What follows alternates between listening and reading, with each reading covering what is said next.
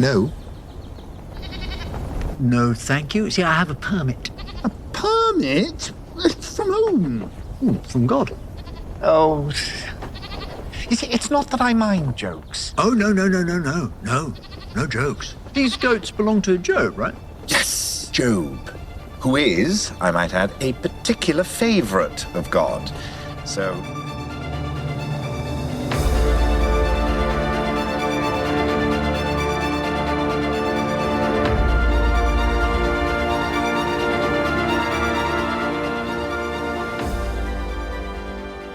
Hey, panelists, welcome back to the show. I'm Mark. And I'm Steve. And this is going to be a spoiler-full podcast about Good Omens Season 2, Episode 2, entitled Clue. And the synopsis, Steve? Aziraphale arrives to stop Crowley from killing the innocent children of Job. Ironically, Job's kids are quite the arrogant, spoiled little brats. It's also revealed that Crowley never actually killed the goats, and he wants to protect the children as well. They wait out a storm together, waiting for the coming of the angels. Interesting. Okay. it is an interesting concept, not according to any biblical books that we've read, whether it be Baptist, Catholic, Christian, any kind of sect within the Catholic Church, or how it is presented as such. It's an interesting take. Yeah, and we were briefly talking about it before we started recording, that this was a tough one for me the first time I watched it, because I was trying to separate my personal beliefs from like what we said before, realizing that this is I don't want to Christian splain things to everybody, but this is like what I realized today after I watched it the second time was this is the non-believers kind of perspective on how they see the Bible, how they see accounts in the Bible. I believe, and I think Mark is pretty close to these are historical accounts. These are true. These are not, this is not mythology. This is not, this is what we were brought up upon and learning and brought up within that religious culture. Mm-hmm. And like Steve had stated, it's the non-believers, people that weren't brought up with those beliefs. It's their alliteration of what they would do, or in this case, a fictitious kind of view. Mm-hmm. Very similar to what we talked about when we covered Preacher too. Because with Preacher, we did the same thing, because that was taking out of context as well, but it was based after a comic book. In this case, this is a new season. There was no IP or no sort of like foundation for it to be written upon and adapted from. So this is something coming from Neil Gaiman's mind, which is, you take it with a grain of salt, as I always like to say. You take the story as it is, because you're looking at the humor in it. You love the characters, which would be Aziraphale and Crowley, and what their collaboration as friends, as well as the parallel between Nina and I'm forgetting the other one's name. Maggie. Okay. Right. Yeah. So yeah, so that's really where my initial thought was, and as I watched it for the second time today, kind of catching up on going, okay, can I set my personal beliefs aside and just watch the humor of it, and knowing that like I had totally forgotten until I kind of went through the episode 1 again earlier this week about the Job quote in there, and that's that quote from Job, and I can't remember the exact chapter 41 or something like that, is talking about a dragon, a breathing fire dragon. Basically, what we have is that in scene between Job and God is God basically telling Job, "Who are you to question me?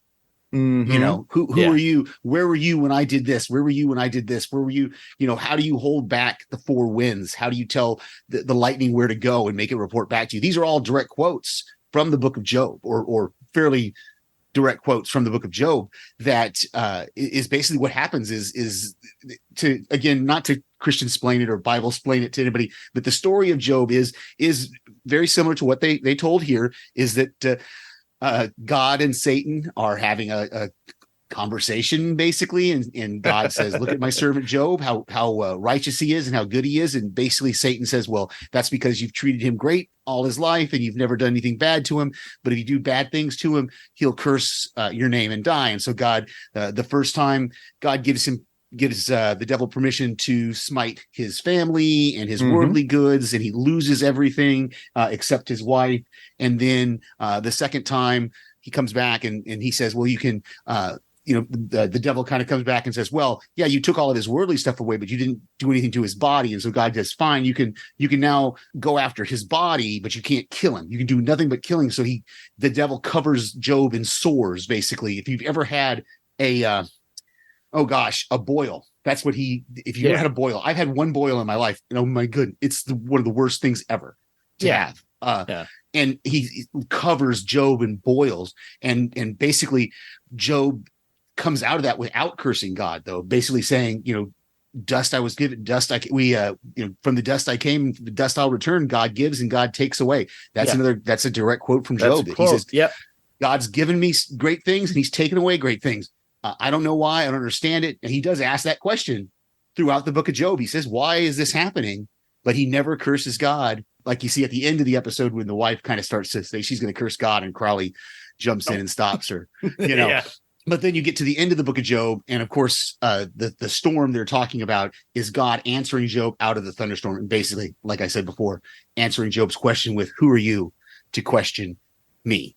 Yeah, and then he does give Job back all of his worldly possessions. He has more children and all that. So the story is kind of twisted a little bit here. Yeah, it's kind of twisted in the sense that they give Crowley and Aziraphale the way of giving Job back everything that he needs instead of God himself or themselves.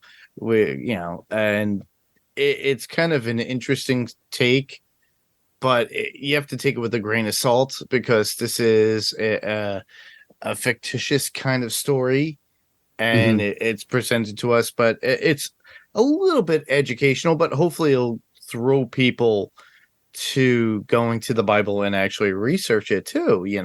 It'll preserve a little bit more faith in people and to actually read the Bible to see what is the truth of where it came from.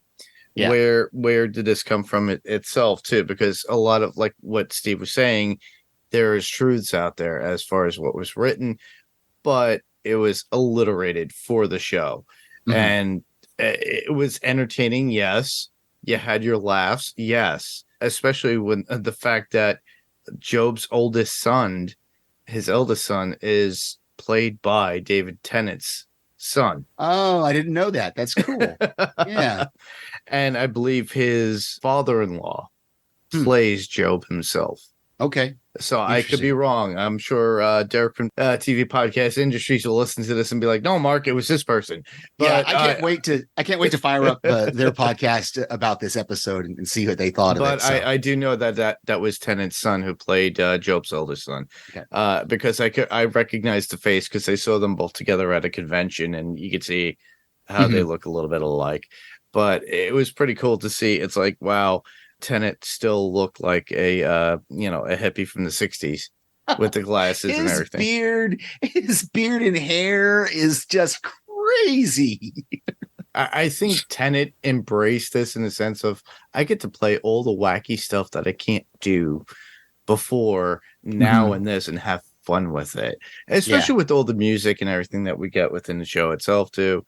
And I really think both him and Michael Sheen are just having a great time and a ball with this.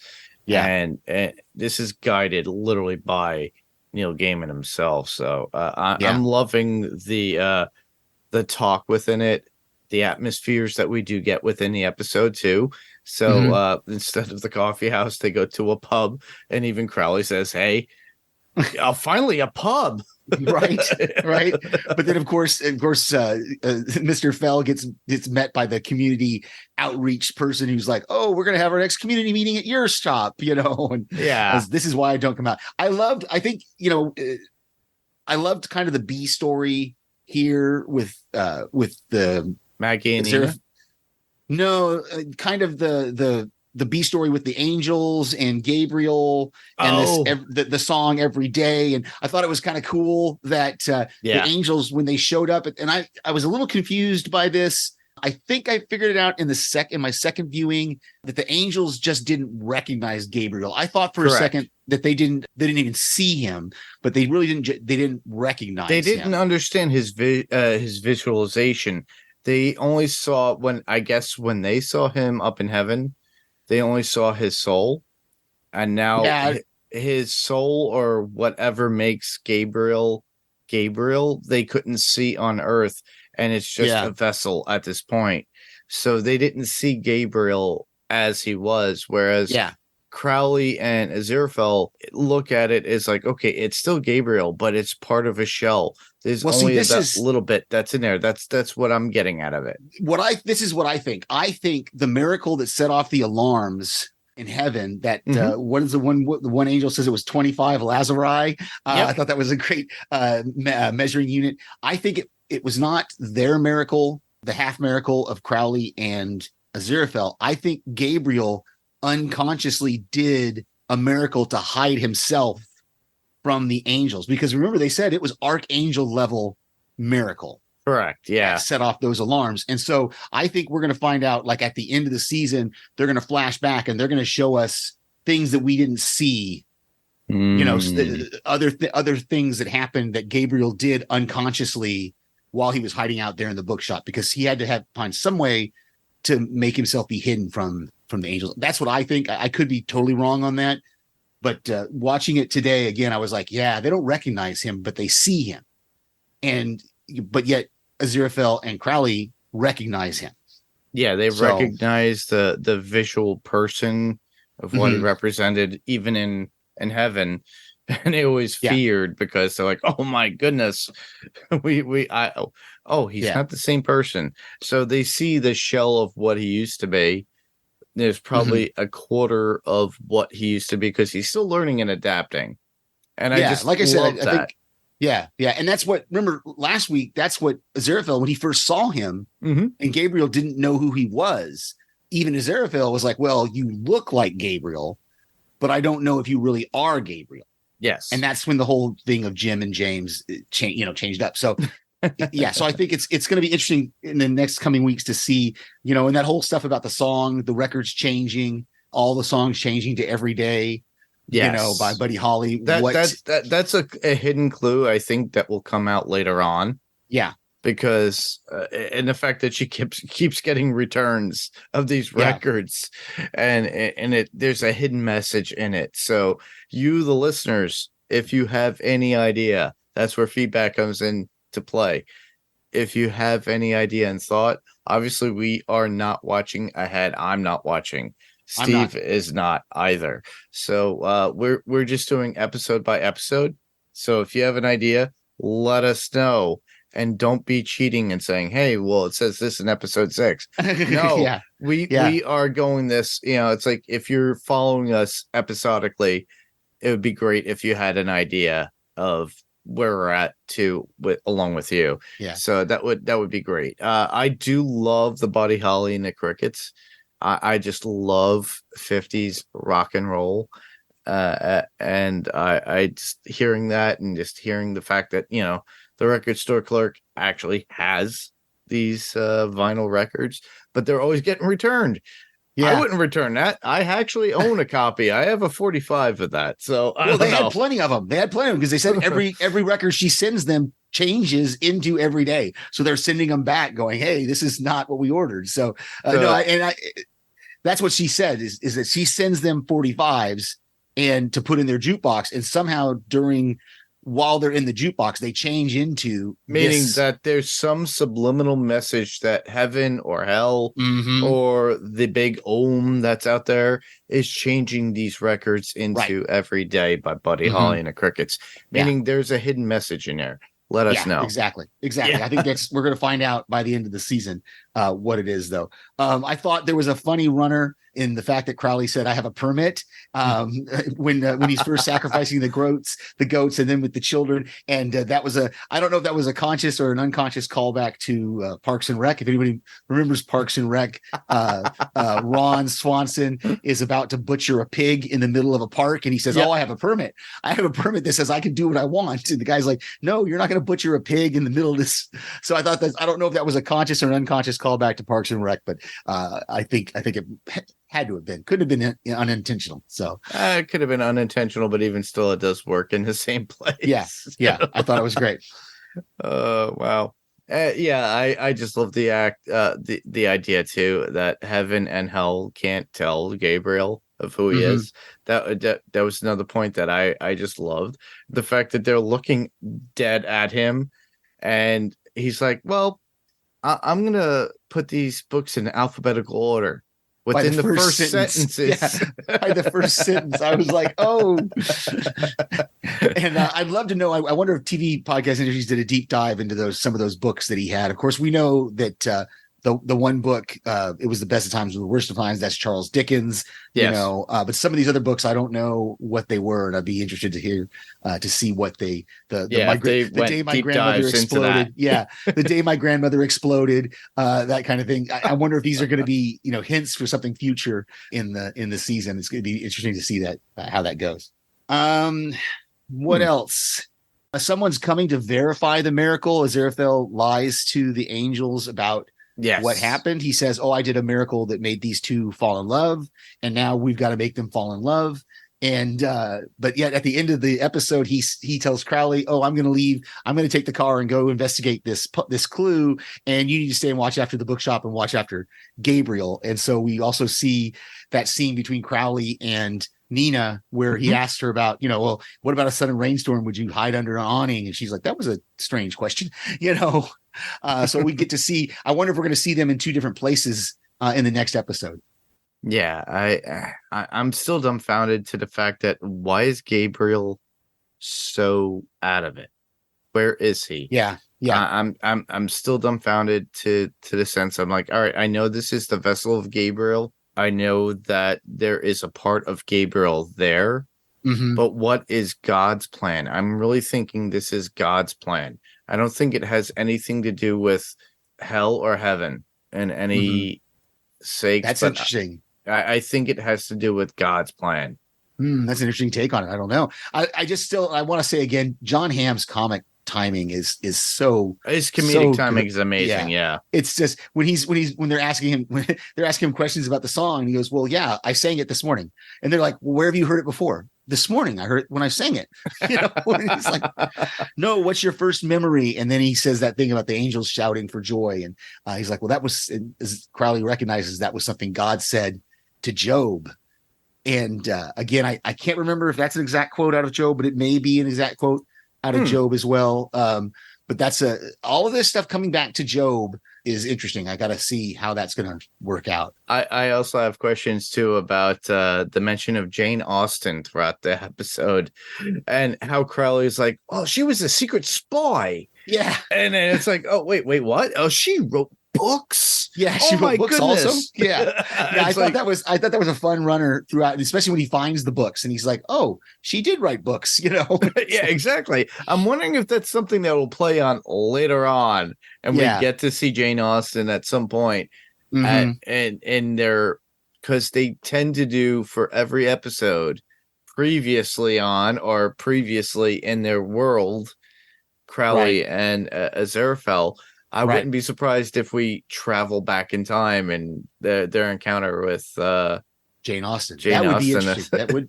that would be interesting to see how that comes about and how her stories come about. Yeah. That was one of those things that I love. That what is it? Aziraphale says, "Oh, she had balls," and Crowley kind of goes, "What?" These cotillions, the dances where people would fall in love. And I just thought that was a great little misunderstanding there between the two of them. So that was, and I love how the fact that, of course, Aziraphale has to have a sherry in the pub, whereas Crowley has to have a whiskey. So yeah. That It was just great. differentiates both of who they are, and we all both know what they're going to order anyway. Yeah, it's like precisely. it's either a wine from Aziraphale or something like that, and then Mhm. of course whiskey or bourbon from Crowley. Yeah. The one quote that I do enjoy was Aziraphale saying to the shop owner for the record store owner, and he goes, "Can I get back to you on that? I'm a bit out of miracles," meaning Yeah. that he's trying to figure out something to fix it Yeah. with Yeah. her, you know.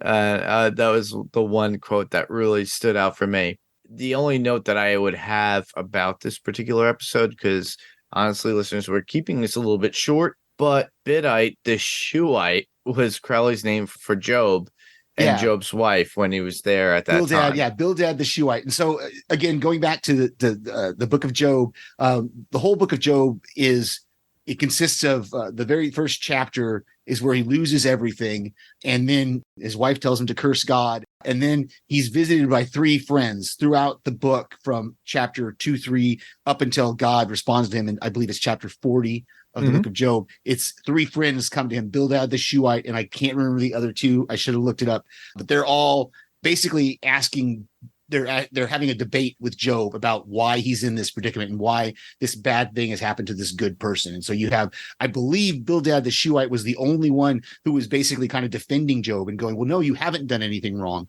Whereas the other two, like throughout their debates with Job, they kind of get him, no, you should just curse God and die. It ends your suffering. And Job's like, no, I'm not going to do that. I'm not going to curse God and die. I have to take the good with the bad. If I'm going to, are we going to praise? It's that same understanding what he's, it's the Lord giveth and the Lord taketh away. Mm-hmm. Praise be the name of the Lord. That's the verse from Job where he says, the Lord gives and the Lord takes away. Praise the Lord. He says, I'm going to praise God no matter what my situation is. And that's where that true joy comes from for Job. So Bildad the Shuhite was one of those three friends that visit Job in the book of Job. And if you think about it, he had three children too within the show, right? Yeah, I'm trying to remember if it was three or more than that. But three, it was three no in the more show. than three, but yeah, I know it was three in the show, and I haven't. It's been a while since I taught the Book of Job. I don't remember how many children he started out with. I don't know if they gave us an exact number, but they did show three children in the show, from what I know. Show. Right, and then they had three goats. So the three goats would turn into crows, right, and that was a way for Crowley to be like, well, I didn't want him to sacrifice these goats. And it was his manipulation of the Lord's thought of like taking something away from Job. And then he does the same thing with the kids and turns them into what? What are those things where salamanders or lizards? Salamanders, some kind of lizard. Some sort of lizard. Into. And then later on he brings them back, and it's just like he taketh and he giveth again. Right. So it's kind of like within that same story structure, I think, but they kind of manipulated it. And that's where you have to it's like you have to take it with a grain of salt.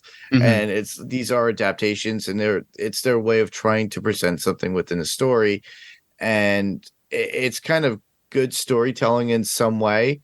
But like you stated, Steve, it's kind of like for those who don't read the book and believe in the book, it's their interpretation of how it would have been. So it's an interesting take on it, and I did enjoy it as a whole. It was a good fictitious story, I should say, and I did enjoy it, and it was fun. And then we move on to the next episode, which we will not get into because we're going to cover that next week. Exactly. But I'm excited to get to the next episode because I think we're going to see this pub. What was the name of it? The Resurrectionist was the name of the pub. So I've got to wonder if there's another angel hiding out there or something. There has to be. What's going on? Yeah. I'm really interested to see that. I've got to investigate. I keep watching this on Amazon Prime, and it keeps saying something about there's webisodes out there. That are supposed to be companion webisodes to these things, and I haven't investigated that deeper, so I need to try to.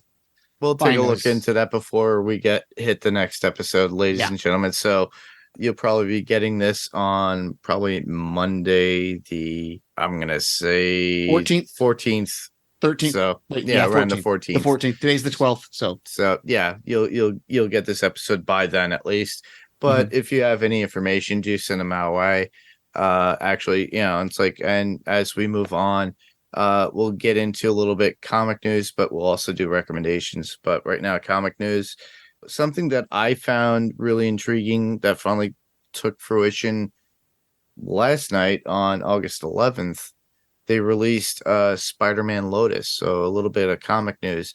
Spider-Man Lotus was a independent fan-made film, and it's been ridiculed for the director and the actors' comments and previous through social media of like bigotry and whatnot. And honestly, I watched the movie because I've been looking forward to it before all that stuff had come out. The movie itself is very good for a Spider-Man film.